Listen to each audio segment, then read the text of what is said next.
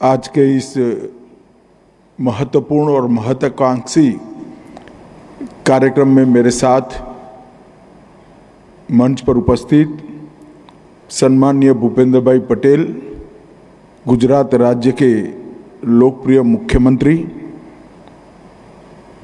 श्री शंकर भाई चौधरी, अध्यक्ष गुजरात विधानसभा और गुजरात के प्रमुख सहकारी नेता, श्री जीतूभाई वाघानी, गुजरात के कृषि एवं सहकारिता मंत्री, श्री जेठाभाई आहिर,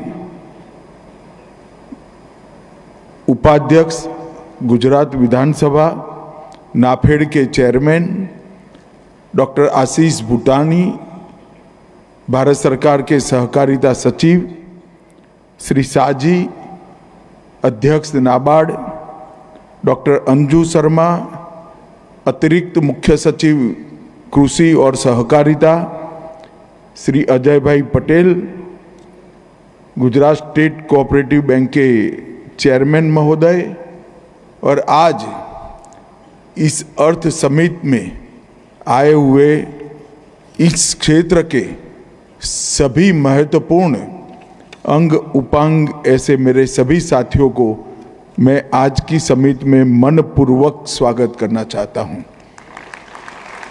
मित्रों, एक प्रकार से आज की ये समिट देश भर में होने वाली 3 अर्थ समिट का एक अर्थ समिट है और इसके पीछे हमारा लक्ष्य है देश की ग्रामीण अर्थव्यवस्था को न केवल मजबूत करना, न केवल रोजगारी का सृजन करने के लिए बहुत बड़ा योगदान देना, परंतु हमारे अर्थतंत्र का एक मजबूत कंट्रीब्यूटर बनाने के लिए ये अर्थ समिट का आयोजन हम कर रहे हैं। 1930 में महात्मा गांधी जी ने कहा था, भारत को अगर आगे बढ़ना है तो भारत के विकास की कल्पना गांवों को बाजू में रखकर नहीं की जा सकती। दुर्भाग्य से आजादी के बाद कुछ ही सालों में महात्मा का ये मंत्र हम भूल गए। ग्रामीण विकास के लिए महत्वपूर्ण अंग कृषि, पशुपालन और सहकारिता, ये तीनों महत्वपूर्ण अंगों को कहीं न कहीं नजरअंदाज करने का प्रयास किया गया। 2014 से देश में एक नए परिवर्तनकारी युग की शुरुआत हुई। श्री नरेंद्र मोदी इस देश के प्रधानमंत्री बने और मोदी जी ने गांधी जी के वो मंत्र को फिर से एक बार सबके सामने रखकर उसको पुनर्जीवित करने का प्रयास किया। और ये केवल मोदी जी की मंत्रिपरिषद के साथी ये नाते मेरा आकलन नहीं है। मैं कुछ आंकड़ों के साथ बताना चाहता हूं। 3 मंत्रालय, वैसे तो चौथा भी लेना चाहिए था, उसमें भी बड़ा परिवर्तन हुआ है, मगर 3 मंत्रालय, ग्रामीण विकास मंत्रालय, कृषि मंत्रालय और सहकारिता मंत्रालय, ये तीनों महत्वपूर्ण मंत्रालय जो देश की 80% आबादी का भविष्य तय करते हैं, इनके विकास के आयामों की रचना करते हैं, ये तीनों मंत्रालय का संयुक्त बजट 2014 में 1,02,000 करोड़ था। सिर्फ 1,02,000 करोड़। मोदी जी प्रधानमंत्री बने, सैन्य ये तीनों मंत्रालय को उन्होंने सुदृढ़ और परिणाम लक्ष्य बनाने का काम किया और 2025-26 में ये तीनों मंत्रालय का भारत सरकार का संयुक्त बजट 1,02,000 करोड़ से बढ़कर 3,15,186 करोड़ है। लगभग 3 गुना बजट की बढ़ोतरी कृषि मंत्रालय, ग्रामीण मंत्रालय और सहकारिता मंत्रालय में की। पशुपालन को अगर जोड़ देते हैं तो बढ़ोतरी 3.75 गुना होती है, मतलब 3.25 गुना बढ़ोतरी होती है, क्योंकि कृषि मंत्रालय में भी पशुपालन विभाग में भी बहुत बड़ी बढ़ोतरी है। इसका मतलब है कि नरेंद्र मोदी जी के प्रधानमंत्री बनने के बाद, भारतीय जनता पार्टी की सरकार बनने के बाद इस देश के अर्थतंत्र में ग्रामीण विकास, कृषि, पशुपालन और सहकारिता, इसको देश के विकास के लिए महत्वपूर्ण अंग माना गया और उनके वित्त पोषण से लेकर उसकी पूरी व्यवस्था को संरेखित करने का काम भारत सरकार ने शुरू किया। और आज ये जो अर्थ समिति हो रही है वो इसी का अंश। मित्रों, देश ने तय किया है, आजादी के जब 75 साल हुए तब इस देश के 130 करोड़ लोगों ने एक संयुक्त संकल्प लिया है कि जब आजादी के 100 साल होंगे तब समग्र विश्व में हर एक क्षेत्र में हमारा देश प्रथम होगा। और अगर वे संकल्प की पूर्ति कर दी है तो सिर्फ कोरे आंकड़ों से नहीं हो सकती, जीडीपी से नहीं हो सकती। पूर्ण विकसित भारत की कल्पना में भारत के हर नागरिक की सुखाकारी समाहित है। और अगर हर नागरिक की सुखाकारी के लिए काम करना है तो कोऑपरेटिव को छोड़कर, कृषि को छोड़कर, पशुपालन को छोड़कर, ग्रामीण विकास को छोड़कर नहीं हो सकता। इसलिए एक समग्र दृष्टिकोण को अपनाते हुए एक निश्चित रणनीति के तहत हमने तय किया है कि हम कुछ ही सालों में हर पंचायत में एक कोऑपरेटिव बनाएंगे। हमारे जो कोऑपरेटिव के मेंबर्स हैं वो 50 करोड़ से ज्यादा कोऑपरेटिव एक्टिव मेंबर बनाएंगे और जीडीपी में सहकारिता का योगदान 2023 से 3 गुना बढ़ाएंगे। ये 3 लक्ष्य अगर होते हैं तो कोई पीछे नहीं छूटेगा। हर एक व्यक्ति को काम करने का भी मौका मिलेगा, हर एक व्यक्ति के लिए सुविधाजनक जीवन भी हम दे पाएंगे और हर एक व्यक्ति को सम्मान के साथ जीने का अधिकार भी हम दे पाएंगे। चाहे छोटे से गांव में पशुपालन करने वाली एक कृषक महिला है या अपने खेत में, छोटे से खेत में 2 एकड़ की जोत में ही क्यों न हो, कृषि करने वाला किसान है, वो सम्मान के साथ इस देश के अर्थतंत्र में अपना योगदान देगा और भारत के विकास की कल्पना की पूर्ति में वो बरोबर का हिस्सेदार होगा। ये अगर करना है तो हमने ग्रामीण विकास पर कई सारे पहलुओं पर नए सिरे से सोचना पड़ेगा और ये अर्थ समिति इसी का एक हिस्सा है। और मैं आज नाबार्ड को बहुत बहुत बधाई देना चाहता हूँ, बहुत मन से बधाई देना चाहता हूँ। इन्होंने इसका थीम रखा है empowering rural innovation for global change.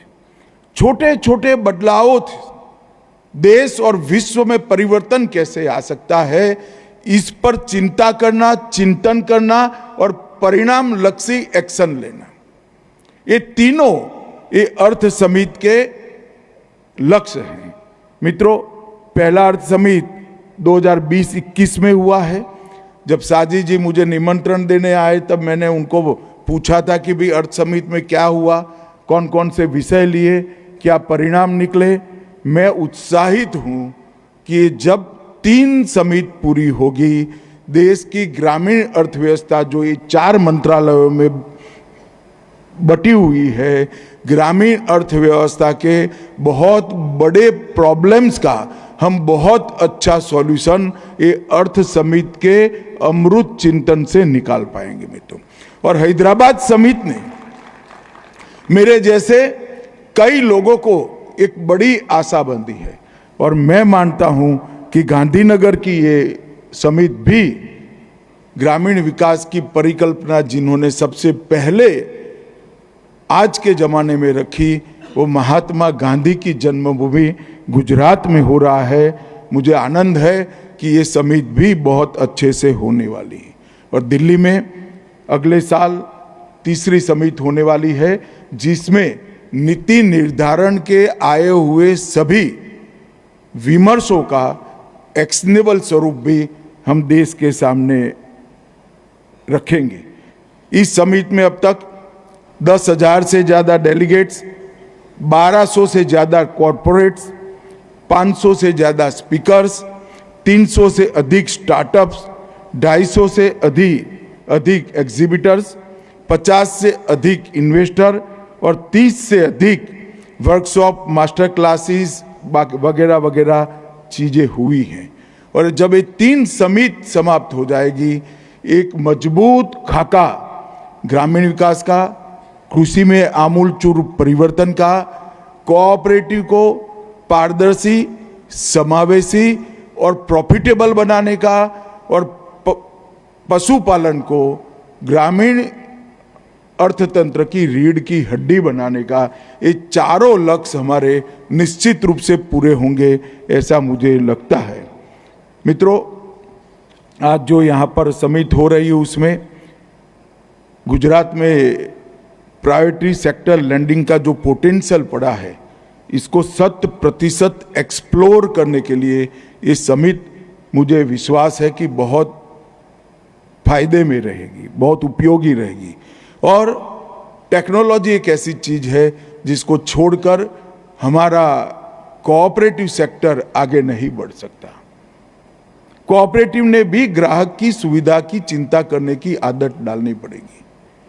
अब इसमें एक छोटा सा प्रॉब्लम था कि छोटी छोटी कोऑपरेटिव्स टेक्नोलॉजी के लिए, सॉफ्टवेयर बनाने के लिए, कनेक्टिविटी के लिए, डेटा स्टोरेज के लिए इतना बड़ा खर्च कहाँ से करेगी। मगर आपने अभी एक फिल्म देखा, अनेक प्रकार की सुविधाएं नाबार्ड ने सहकार सारथी के अंदर समावेश कर सारी ग्रामीण बैंकों को मुफ्त में ये सारी सुविधाएं देने का काम किया है। 13 से ज्यादा नए सेवा और प्रोडक्ट्स आज यहां पर लोकार्पण हुआ है। कलेक्शन सारथी, क्रॉस सेल सारथी, योजना संवर्धन, लोन सारथी, वेबसाइट सारथी, छोटे से छोटे बैंक को अपना वेबसाइट बनाना है, हो जाएगा। आपका डेटा स्टोरेज करने से लेकर सारी चीज की चिंता हो। और आज मैं आपके बीच में एक नई बात कहकर जाता हूं, जिससे मेरा मंत्रालय 2 साल से मेहनत कर रहा है।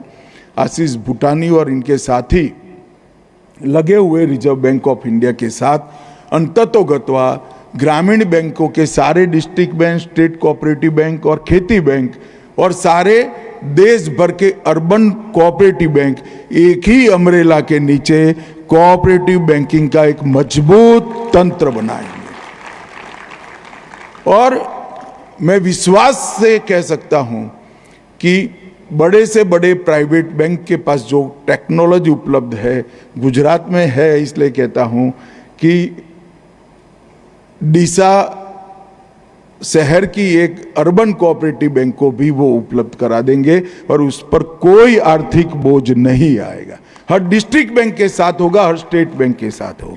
और ये सारा इनकी वसूली, डिसबर्समेंट, इनके अप्राइजल की प्रक्रिया को, लीगल डॉक्यूमेंटेशन को, केवाईसी को टेक्निकल रूप से करने के लिए, वेबसाइट को बनाने के लिए, और सबसे बड़ी बात, क्योंकि अब कोऑपरेटिव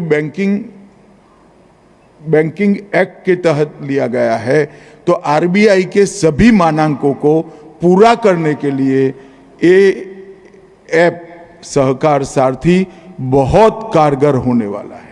मैंने इसको बारीकी से देखा है और आने वाला जब ये पूरा एक चक्र बन जाएगा, तब ई-केसीसी का किसान क्रेडिट कार्ड रखने वाला एक व्यक्ति दुनिया के महंगे से महंगे क्रेडिट कार्ड जितनी सुविधाएं उसको हम प्राप्त हो जाएगी, इसका मुझे पूरा विश्वास है।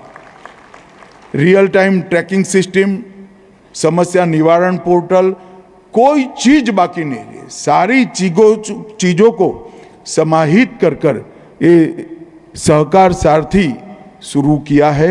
सहकार सारथी प्राइवेट लिमिटेड एक प्रकार से ग्रामीण क्षेत्र में काम करने वाले सभी कोऑपरेटिव बैंकों के लिए आने वाले दिनों में विकास का आयाम बनने जा रहा है।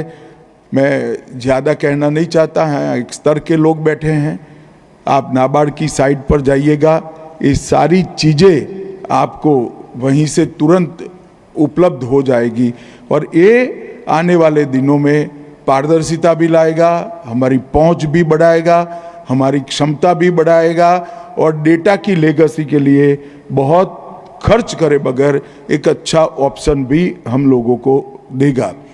नाबार्ड ने सच अर्थ में एक ऐतिहासिक कदम उठाया है। जो उनका काम है, बहुत समय के बाद आने वाले लंबे समय तक ग्रामीण क्षेत्र की बैंकों को मजबूती करने का काम आज नाबार्ड ने उठाया है। मैं फिर से एक बार नाबार्ड की पूरी टीम को और उसके अध्यक्ष साजी जी को हृदयपूर्वक बहुत बहुत साधुवाद देना चाहता हूँ।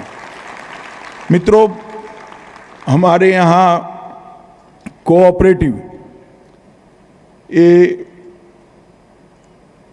कानून से चलने वाली व्यवस्था नहीं है।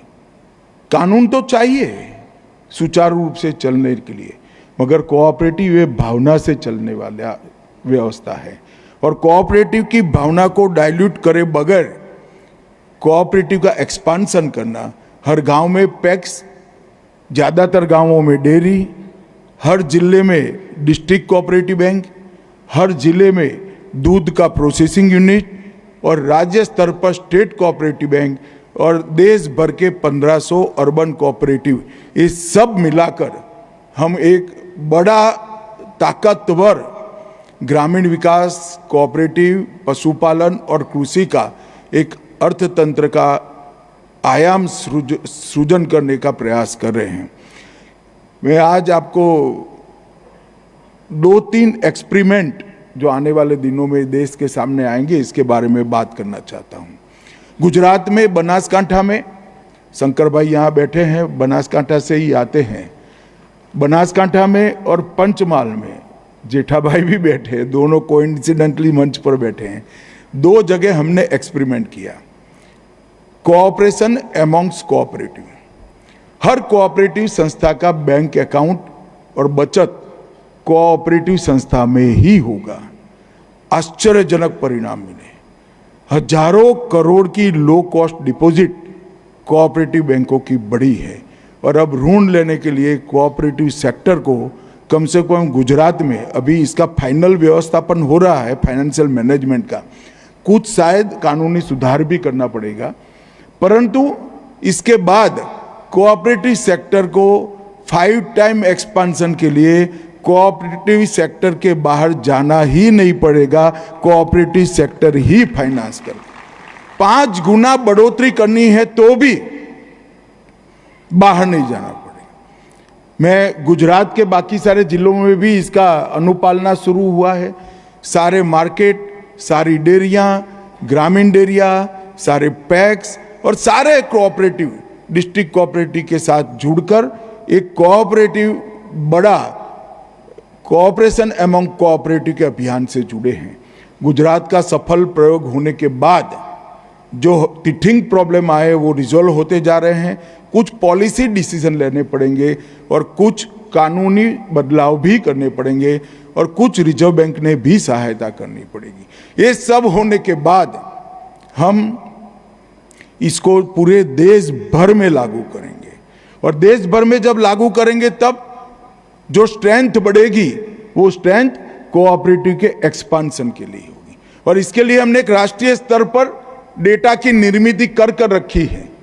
आज हमारे पास सहकारिता मंत्रालय के पास और सभी राज्यों के रजिस्ट्रार के पास कौन से गांव में कितनी कोऑपरेटिव है इसका लिस्ट है। जब कौन से गांव में कितनी कोऑपरेटिव है इसका लिस्ट है तो ऑटोमेटिकली वैक्यूम को आइडेंटिफाई कर लिया गया है। तो एक्सपेंशन किस गांव में करना है, किस क्षेत्र में करना है, वो आज एक सॉफ्टवेयर के माध्यम से आइडेंटिफाई हुआ है। तो जब स्ट्रेंथ बढ़ेगी फाइनेंशियल ताकत आएगी तो कोऑपरेटिव के एक्सपांशन के लिए जगह निश्चित है और वहां पर कोऑपरेटिव का एक्सपांशन करेंगे। तो कोऑपरेशन एमॉन्ग्स कोऑपरेटिव एक बहुत महत्वाकांक्षी प्रोजेक्ट है जो करीब करीब 2 साल से चल रहा है, मगर मैं मानता हूं कि ट्रायल संतोषजनक रीते समाप्त हुआ है। अब कुछ टीथिंग प्रॉब्लम भी रिजॉल्व हो चुके हैं, कुछ वैधानिक बदलाव करने पड़ेंगे, वो हम आने वाले वर्ष में एक वर्ष में करेंगे। डेयरी की सर्कुलर इकोनॉमी को भी भारत की संसद की सहकारिता के लिए जो परामर्शदात्री समिति है वो मेरे साथ परसों बनासकांठा आने वाली है। बनासकांठा जिला डेयरी ने डेयरी की सर्कुलर इकोनॉमी को पूरा चक्र उसका पूरा कर लिया है। गोबर का उपयोग कैसे होगा, मृत पशु की चमड़ी और हड्डी का उपयोग कैसे होगा, आज गोबर से गैस कैसे बनेगा, गोबर से गैस बनने के बाद उसका सबसे अच्छा लाभप्रद उपयोग कहाँ होगा, दूध के हर एक प्रकार के प्रोडक्ट अब हम उसमें आत्मनिर्भर हो गए हैं, कोई चीज इंपोर्ट करने की जरूरत नहीं, वे प्रोटीन तक सभी चीजें आज भारत में बन रही है। और अब डेयरी की पूरी मशीनरी भी, एक भी मशीनरी मुझे कहते हुए आनंद है, एक ही बाकी था वो भी बन गया है। एक भी डेयरी की सर्कुलर इकोनॉमी के लिए मशीनरी विदेशी नहीं है, सब हमारे देश में ही बन रहा है। तो एक प्रकार के डेयरी के इस क्षेत्र में सर्कुलर इकोनॉमी को समाप्त कर दिया गया और गन्ने की सर्कुलर इकोनॉमी के लिए हम काम कर रहे हैं। अथक प्रयास के बाद डेयरी की सर्कुलर इकोनॉमी गुजरात के डेयरी के कर्ता धर्ताओं ने किया है और वो मॉडल आज देश भर के डेयरी सेक्टर के लिए उपलब्ध है। मैं आशा करता हूं इससे किसानों का मुनाफा बहुत बढ़ेगा, क्योंकि कोऑपरेटिव सेक्टर में जो मुनाफा आता है अंततोगत्वा किसान के पास ही जाता है। दूसरा एक काम कर रहे हैं हम प्राकृतिक खेती पर। प्राकृतिक खेती वो विश्व के हेल्थ के लिए बहुत जरूरी है, मुझे पूरा भरोसा है। अभी मैंने कृषि मंत्रालय के साथ मीटिंग कर एक लिस्ट मांगा था कि कितने किसान इस देश में प्राकृतिक खेती अपना चुके हैं, तो 49 लाख किसानों ने प्राकृतिक खेती अपना ली है। सर्टिफाइड 49 लाख किसान, 49 लाख फार्मर्स जिनके पास सर्टिफिकेशन है कि वो खेत में जो बन रहा है, जो पैदा कर रहे हैं, वो ऑर्गेनिक प्रोडक्ट है। अब ये ऑर्गेनिक प्रोडक्ट को सबसे बड़ा प्रॉब्लम ये था कि इसकी विश्वसनीयता क्या, ग्राहक को कैसे मालूम पड़ेगा कि ऑर्गेनिक प्रोडक्ट। कोई भी ऑर्गेनिक प्रोडक्ट के नाम से अपना माल का दुकान लगा देगा। तो हमने भारत ऑर्गेनिक्स और अमूल ऑर्गेनिक्स, ये दो के साथ भारत सरकार मिलकर लेबोरेटरी की एक पूरी चेन बना रही है और हर किसान की भूमि और उपज दोनों को ऑर्गेनिक टेस्टिंग कर अंतर्राष्ट्रीय स्तर का ऑर्गेनिक टेस्टिंग कर भारत के और विश्व के बाजार के लिए हम खुला रख रहे हैं। और मित्रों, मैं आपको बताना चाहता हूं, अमूल ऑर्गेनिक और भारत ऑर्गेनिक में खाने पीने की 40 चीजें अब ऑनलाइन भी उपलब्ध हो चुकी हैं। गेहूं का आटा हो, चावल हो, सभी प्रकार के दलहन हो, मरी मसाले हो, सारी चीजें। और आने वाले दिनों में जहर बगैर का खाना, ऑर्गेनिक खाना, ये हमारी जनता के लिए बहुत फायदेमंद होने वाला है। और हमने लक्ष्य रखा है कि दुनिया भर के ऑर्गेनिक के बहुत बड़े बाजार में भारत का शेयर हम 2030 तक 20% से ज्यादा शेयर भारत का होगा और 2035 में हम 40% शेयर भारत के किसानों को मिलेगा। इसके लिए एक बहुराज्यीय ऑर्गेनिक कोऑपरेटिव बनाया है जो किसानों से टेस्ट कर सारा ऑर्गेनिक प्रोडक्ट अच्छे दाम से खरीदेगी, और एक एक्सपोर्ट के लिए बहुराज्यीय कोऑपरेटिव बनाया है जो पूरी ऑर्गेनिक प्रोडक्ट का एक्सपोर्ट दुनिया के किसानों के बीच में करेगी, दुनिया के लोगों के बीच में करेगी, जिसका फायदा कोऑपरेटिव बेस पर सीधा किसान के बैंक अकाउंट में जाएगा। मित्रों, आने वाले दिनों में सहकार टैक्सी भी हमने लॉन्च किया है और मुझे विश्वास है कि 2 साल में सहकार टैक्सी इस देश का कोऑपरेटिव बेसिस पर चलेगा, वो इस देश का सबसे बड़ा टैक्सी कंपनी बन जाएगा, कोऑपरेटिव बन जाएगा, इसको मुझे विश्वास है। क्योंकि अभी ट्रायल दिल्ली में शुरू हुआ है, सार्वजनिक नहीं किया है, ट्रायल बेस पर, मगर मैं परसों ही थोड़ा पूछताछ कर आया, हमारे कर्नल साहब देखते हैं इसको, उनको मैंने फ़ोन किया सुबह सुबह, तो मैंने पूछा कितना ड्राइवर रजिस्टर हुए, तो ट्रायल बेस पर 51,000 ड्राइवर दिल्ली में रजिस्टर हो चुके हैं। तो कोऑपरेटिव टैक्सी आने वाले दिनों में हमारे टैक्सी ड्राइवरों को उसका पूरा मजदूरी का पैसा, मेहनत का पैसा उसके बैंक अकाउंट में जमा हो, इस प्रकार की एक साइंटिफिक व्यवस्था बनने जा रही है। और हम कोऑपरेटिव इंश्योरेंस भी लाने जा रहे हैं, चाहे हेल्थ इंश्योरेंस हो, चाहे लाइफ इंश्योरेंस हो, चाहे एग्रीकल्चर इंश्योरेंस हो, चाहे एक्सीडेंट का इंश्योरेंस हो, सभी प्रकार के इंश्योरेंस कोऑपरेटिव बेसिस पर होंगे। और हर गांव में 3 युवा ऐसी रोजगारी प्राप्त करेंगे जो कोऑपरेटिव इंश्योरेंस के एम्बेसडर होंगे। मित्रों, एक प्रकार से देश भर के कोऑपरेटिव सेक्टर को हम सृजित करना चाहते हैं। जब कोऑपरेटिव मजबूत होता है तो ऑटोमेटिकली कृषि, मत्स्य पालन, पशुपालन और डेयरी, ये चारों ऑटोमेटिकली मजबूत होते हैं। और ये चारों मजबूत होते हैं तो ग्रामीण विकास होए बगैर रह ही नहीं सकता।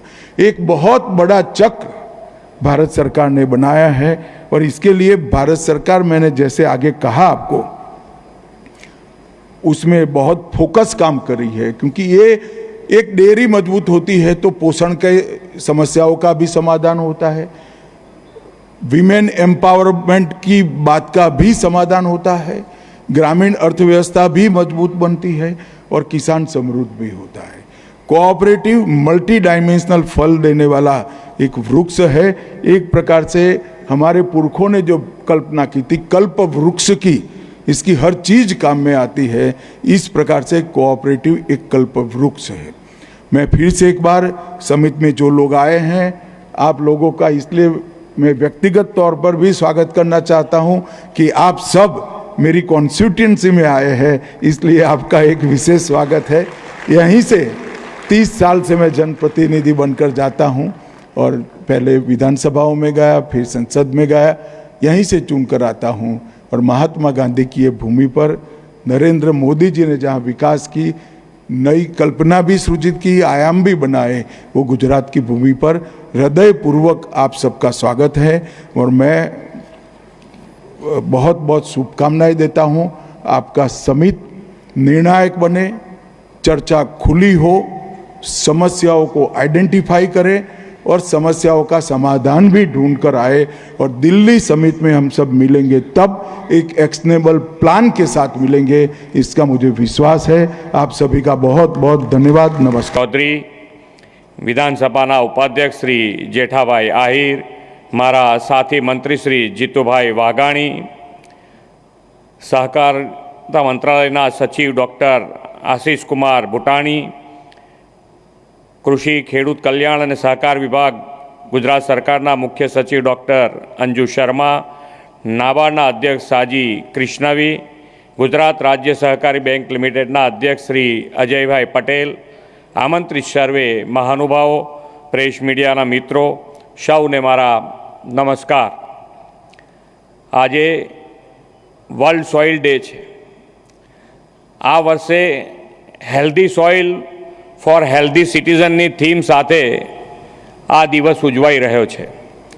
વિશ્વ નેતા અને યશસ્વી વડાપ્રધાન શ્રી નરેન્દ્રભાઈ મોદી અને દેશના પ્રથમ સહકારિતા મંત્રી શ્રી અમિતભાઈ શાહના નેતૃત્વમાં ગુજરાતને વર્લ્ડ સોઇલ ડેના દિવસે અર્થ સમિટના યજમાન બનવાનું ગૌરવ મળ્યું છે। આ સમિટના ઉદ્દેશમાં એક મહત્વપૂર્ણ ઉદ્દેશ ગ્રામીણ નવીનતા અને વૈશ્વિક પરિવર્તન માટે સશક્ત બનાવવાનો પણ છે। મહાત્મા ગાંધીજીના ગ્રામીણ અર્થતંત્રના વિચારો આજે પણ પ્રસ્તુત છે. તેમના નામ સાથે જોડાયેલા મહાત્મા મંદિરમાં અર્થ સમિટનું આયોજન એ યથાયોગ્ય છે. આ અર્થ સમિટમાં ફાઇનાન્શિયલ ઇન્ક્લુઝન, સર્ક્યુલર ઇકોનોમી, મહિલાઓના નેતૃત્વમાં ગ્રામીણ વિકાસ, ક્લાઇમેટ સ્માર્ટ એગ્રીકલ્ચર જેવા વિષયો પર ચર્ચાના સત્રો પણ યોજાવાના છે. આ સમિટ ખેતીમાં ઇનોવેશન, એગ્રી એન્ટરપ્રાઇઝિંગ, સ્ટાર્ટઅપ દ્વારા સમૃદ્ધ, સિક્યોર અને સસ્ટેનેબલ ફ્યુચરની દિશા તય કરનારું મજબૂત પ્લેટફોર્મ આ સમિટ આપણને પૂરું પાડશે. ગુજરાત આદરણીય શ્રી મોદી સાહેબ અને અમિતભાઈ શાહની વિઝનરી લીડરશિપમાં દેશના વિકાસનું ગ્રોથ એન્જિન ગુજરાત આ સમિટના વિષયોમાં પણ લીડ લેવા ગુજરાત તૈયાર છે. ગુજરાત સરકાર સર્ક્યુલર ઇકોનોમીને વેગ આપીને રિડ્યુસ, રીયુઝ, રિસાયકલ અને રિકવરના સિદ્ધાંત પર પર્યાવરણ જાળવણી માટે waste to energy, solid waste management અને ગ્રીન એનર્જી ઇન ગવર્નન્સને વેગ આપ્યો છે. 2070 સુધીમાં નેટ ઝીરોના વડાપ્રધાનશ્રીએ આપેલા લક્ષ્ય પર આગળ વધતા 2030 સુધીમાં 500 gigawatt non fossil fuel capacity નિર્ધારિત કરવા તરફ ગુજરાત આગળ વધી રહ્યું છે. ગ્રીન ગ્રોથને પ્રમોટ કરીને આવનાર વર્ષોમાં ગ્રીન એનર્જીનો મેક્સિમમ ઉપયોગનો અમારો નિર્ધાર છે. આ સમિટમાં વોટર, સોઇલ, બાયોડાયવર્સિટીના મેનેજમેન્ટ અંગે પણ ચર્ચા મંથન થવાનું છે. આદરણીય વડાપ્રધાનશ્રીની પ્રેરણાથી આપણે કેચ ધ રેઇન, પર ડ્રોપ મોર ક્રોપ, એક પેડ માં કે નામ તથા ગ્રીન કવર વધારવાની દિશામાં પણ સાથે મળીને વધુ તેજ ગતિથી પ્રગતિ કરવી છે. વડાપ્રધાનશ્રીના નેતૃત્વમાં ક્લાઇમેટ રિઝિયન્ટ એગ્રીકલ્ચર માટે ગુજરાતે ખેડૂતોની જમીનના સોઇલ હેલ્થ કાર્ડ તૈયાર કર્યા છે. સમયની માંગ અનુસાર હવે ખેડૂતોને ગાય આધારિત પ્રાકૃતિક ખેતી તરફ વાળવા પ્રોત્સાહન આપીને લાખો ખેડૂતોને જરૂરી તાલીમ પણ સરકારે આપી છે. ખેતીની સાથે પશુપાલન ક્ષેત્રમાં ગ્રામીણ મહિલાઓનું યોગદાન ખૂબ મહત્ત્વપૂર્ણ છે. ગુજરાતમાં 2.89 લાખ સેલ્ફ હેલ્પ ગ્રુપની ગ્રામીણ બહેનો ઘર પરિવારનો આર્થિક આધાર બની છે. આ empowering rural innovation for global change સમિટમાં ગ્રામ્ય અર્થતંત્રના વિકાસ માટે નવીન ટેકનોલોજી અને ઇનોવેશન પર ખાસ ચર્ચા વિચારણા પણ થવાની છે. ગુજરાત દેશનું મેન્યુફેક્ચરિંગ હબ છે અને રાજ્યમાં 27 લાખથી વધુ MSME કરોડોને રોજગારી પૂરી પાડે છે. એગ્રીકલ્ચર અને MSMEમાં નવી ટેકનોલોજી, સ્કિલ ડેવલપમેન્ટથી એન્ટરપ્રાઇઝિંગ સ્પિરિટને અને યુવા સ્ટાર્ટઅપને સતત પ્રોત્સાહન આપવાની આપણી નેમ છે. સહકાર ક્ષેત્ર વિશ્વ માટે આર્થિક વ્યવસ્થા છે, પરંતુ આપણા માટે સહકાર એ પારંપરિક જીવનનું દર્શન છે. વડાપ્રધાનશ્રીનું સ્પષ્ટ માનવું છે કે ગ્રામીણ રોજગારી માટે સહકાર ક્ષેત્ર અગત્યનું પરિબળ છે. શ્રી મોદી સાહેબે આ જવાબદારી દેશના પ્રથમ સહકારિતા મંત્રી શ્રી અમિતભાઈ શાહ સાહેબને સોંપી અને તેમણે 4 વર્ષના ટૂંકા ગાળામાં જ દેશના તમામ ગ્રામ પંચાયતોને સહકારિતા સાથે જોડવાનું કામ શરૂ કર્યું છે. શ્રી શાહ સાહેબના નેતૃત્વમાં દેશમાં 2 લાખ પેક્સના માધ્યમથી ગ્રામ અર્થતંત્રમાં નવી ઉર્જા, ગ્રામ્ય યુવાનો માટે નવી રોજગારીનું સર્જન અને મહિલા પશુપાલકોને વધુ આવક મળે તેવું અભિયાન શરૂ થયું છે. વડાપ્રધાનશ્રીના નેતૃત્વમાં ભારતે વિશ્વની ત્રીજી મોટી અર્થવ્યવસ્થા બનવા તરફ તેજ રફતાર પકડી છે. તેમણે વિકસિત ભારત 2047 માટે આત્મનિર્ભર ભારતનો કોલ આપ્યો છે. આ સમિટ ભવિષ્યલક્ષી નવી ટેકનોલોજી અપનાવવા માટેની દિશા અને આત્મનિર્ભર અને સ્વદેશીને વેગ આપશે તેવા વિશ્વાસ સાથે વિરમું છું. ભારત માતા કી જય. વંદે માતરમ. જય જય ગરવી ગુજરાત.